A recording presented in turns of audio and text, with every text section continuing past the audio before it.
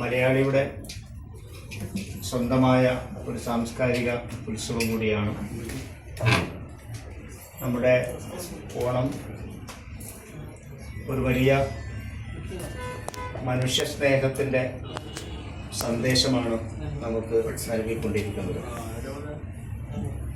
നല്ല ഓർമ്മകൾ മലയാളിയുടെ സംസ്കാരത്തിലേക്ക് ഐതിഹ്യത്തിൽ നിന്ന് കിട്ടിയിട്ടുള്ള ആ ഓർമ്മകൾ എക്കാലത്തും കൊണ്ടുപോവുക എന്നുള്ളത് നമ്മുടെ നാടിൻ്റെ ഒരു സവിശേഷതയായി രൂപപ്പെട്ട് വന്നിട്ടുണ്ട്. ഒരുപക്ഷെ എല്ലാ കാലത്തും ഇങ്ങനെ ഓണാഘോഷങ്ങൾ ഉണ്ടാകുമോ എന്നൊക്കെ ആശങ്കപ്പെട്ടേക്കാം. അപ്പം നമ്മളിവിടെ ഓണം ആഘോഷിക്കുമ്പോൾ നോർത്ത് ഇന്ത്യയിലൊക്കെ വാമനൻ്റെ പേരിലുള്ള ആഘോഷങ്ങളും നടത്തുന്നുണ്ട്. വാമന ജയന്തിയൊക്കെ നടത്തുന്നുണ്ട്. നമുക്ക് ഓണം തന്നെയാണ് വേണ്ടത്. ഓരോ നാടിനും ഓരോ നാടിൻ്റേതായ സാംസ്കാരിക സവിശേഷതകളാണ് മനുഷ്യൻ്റെ സംസ്കാരത്തെയും അവൻ്റെ സ്വഭാവത്തെയും അടക്കം രൂപപ്പെടുത്തിയിട്ടുള്ളത് എന്ന് നമുക്ക് കാണാൻ സാധിക്കും. നമ്മൾ മലബാറുകാർ പ്രത്യേകിച്ച് ഒരുപാട് ഉത്സവങ്ങളിലേറെ ആകർഷിക്കുന്ന, മനസ്സിനെ, സംസ്കാരത്തെ, ജീവിതത്തെ സ്വാധീനിക്കുന്ന ഒന്നാണ് നമ്മുടേത് മാത്രമായ തെയ്യങ്ങളും തിറകളും. അത് നമ്മുടേതായ ഒരു സംസ്കാരത്തിൻ്റെ ഭാഗമായിട്ടുള്ളതാണ്.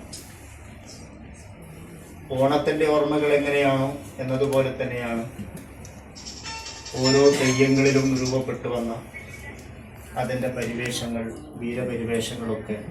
അങ്ങനെ പോരാളികളായിട്ടുള്ള ആളുകൾ, അറിവിന് വേണ്ടി പൊരുതിയ ആളുകളൊക്കെ ദൈവങ്ങളായി, തെയ്യങ്ങളായി അവതരിപ്പിക്കപ്പെടുന്നുണ്ട്. അടിമകൾ അടിമത്തത്തിനെതിരെ പൊരുതി കയറിയതിൻ്റെ ഇതിവൃത്തങ്ങളും തെയ്യങ്ങളിൽ കാണാൻ വേണ്ടി സാധിക്കും. അപ്പം അതെല്ലാമാണ് ഓരോ നാടിൻ്റേതായ സംസ്കാരങ്ങൾ. ചിലപ്പോൾ ഈ ഓണത്തിൻ്റെ ചില സങ്കല്പങ്ങളെ തന്നെ വക്രീകരിക്കുന്ന, അതിനെ പരിഹസിക്കുന്നതൊക്കെ കാണുമ്പോൾ നമ്മളറിയാതെ ഒരു സംസ്കാരത്തെ, ചില നല്ല സ്മൃതികളെ നമ്മളിൽ നിന്ന് കവർന്നെടുക്കുന്നു എന്ന് തോന്നൽ ഉണ്ടാകുന്നുണ്ട്. ഉദാഹരണത്തിന് പ്രസ്ഫോടത്തിൻ്റെ ഓണത്തിലെ മാവേലിയുടെ വേഷവും രൂപവുമൊക്കെ മലയാളികളാകെ മാവേലിയെ വരച്ച് കാണിക്കുമ്പോൾ എവിടെയോ എന്തൊക്കെയോ ഒരു കുഴപ്പമുണ്ട്, രൂപപ്പെട്ട് വരുന്നുണ്ട് എന്ന് തോന്നലുണ്ടാവുകയാണ്. നാട്ടിലുടനീളം കാണുന്ന മാവേലിയുടെ ചിത്രങ്ങൾ വെറും കോമാളി വേഷങ്ങളായി മാറുകയാണ്. എവിടെയാണ് മാവേലിക്ക് ഒരു പരിഹാസ്യമായ കപ്പടാമീക്ഷയുള്ളത്? ഏത് സങ്കല്പത്തിലാണ് മാവേലിക്ക് കൊടവയറുണ്ട് എന്ന് പറയുന്നത്?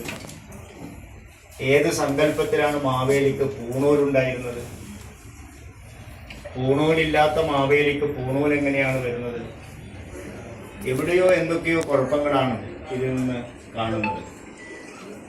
ഒരു നല്ല സങ്കല്പത്തെ, മധുര സങ്കല്പത്തെ വികൃതവൽക്കരിച്ച് അതിനെ പരിഹാസ്യമാക്കി അവതരിപ്പിക്കുന്ന, അബോധപൂർവമോ ബോധപൂർവമോ ആയ ഒരു മലയാളി തന്മയെ നഷ്ടപ്പെടുന്ന ഒരു കാലത്ത് നമുക്ക് ഓണത്തിൻ്റെ തനിമയോടെ സംരക്ഷിക്കുക എന്നത് വളരെ പ്രധാനപ്പെട്ട ഒന്നാണ്. ഒരു സദ്ഭരണം കാഴ്ചവെച്ച ഒരു തമ്പുരാൻ, ഒരു ചക്രവർത്തി, ആ ചക്രവർത്തിയുടെ ഭരണം ഇഷ്ടപ്പെടാത്ത ആ കാലത്തെ കുറച്ചാളുകൾ അതിനെതിരെ ചിന്തിച്ചു. ആ സദ്ഭരണത്തെ, അതിൻ്റെ ഭരണകർത്താവിനെ നാടുവിട്ട് ഓടിക്കുകയോ പാതാളത്തിലേക്ക് ചവിട്ടി താഴ്ത്തുകയോ ചെയ്തു എന്നുള്ള ഒരു കഥയാണ് ഓണത്തിന് ആധാരമായി നമ്മൾ ഉയർത്തിപ്പിടിക്കുന്നത്. അതെല്ലാമാണെങ്കിലും ഈ മധുരസ്മൃതികൾ, പോയ കാലത്തിൻ്റെ നല്ല ഓർമ്മകൾ നമുക്കിവിടെ ഉയർത്തുമ്പോൾ മനുഷ്യരെല്ലാം ഒന്നുപോലെ എന്ന സങ്കല്പം, ഇതാണ് ഈ കാലത്തിൻ്റെ ഏറ്റവും പ്രധാനപ്പെട്ട ഒരാശയം നമ്മുടെ മുമ്പിലേക്ക് അവതരിപ്പിക്കപ്പെടുന്നത്. മാനവരെല്ലാം ഒന്നാണ്, മനുഷ്യരെല്ലാം ഒന്നാണ്. കള്ളവും ചതിയും തട്ടിപ്പും വെട്ടിപ്പും ഒന്നുമില്ലാത്ത ഒരു കാലം നമുക്ക് എവിടെയോ ഉണ്ടായിരുന്നു എന്ന ഓർമ്മപ്പെടുത്തൽ നമ്മുടെ മുമ്പിലേക്ക് ഇങ്ങനെ ഓരോ സന്ദർഭത്തിലും വന്നുകൊണ്ടിരിക്കുമ്പോൾ നമ്മളെ പലതും ചിന്തിപ്പിക്കുന്നുണ്ട്. ഒരുപക്ഷെ ആ ചിന്തകളായിരിക്കാം എല്ലാ മലയാളിയെയും നന്മയുടെ പ്രതീകമായി ഓണത്തെ മുന്നോട്ട് കൊണ്ടുപോകാൻ സാധിക്കുന്നത്.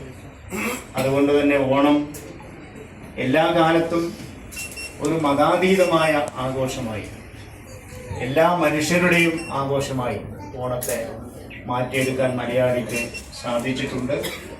പ്രസ് ഫോറം സംഘടിപ്പിച്ചിട്ടുള്ള പത്രാധിപർ PK നായനാർ സ്മാരക ലൈബ്രറിയും പ്രസ് ഫോറവും സംഘടിപ്പിച്ചിട്ടുള്ള ഈ ഓണാശംസകളിൽ, ഓണപരിപാടികളിൽ പങ്കെടുത്ത എല്ലാവരും, ഇവിടെ ഒരുപാട് വിശിഷ്ട വ്യക്തികളൊക്കെ വന്നിട്ടുണ്ട്.